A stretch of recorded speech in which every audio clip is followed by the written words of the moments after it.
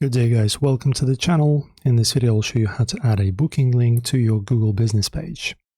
So firstly, not to waste your time, before you can add a booking link, make sure that you're verified. Make sure to verify your page. As you can see, mine isn't verified because I've just created a test business to show you on the video. So as you can see, just go verified and you complete the verification process. And after that guys, once again, you go to your business and you will have this bookings button, as you can see.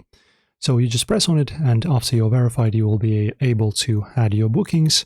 So just like, for example, if I go to edit profile, as you can see, we have multiple info in here, and there will be like a very similar button.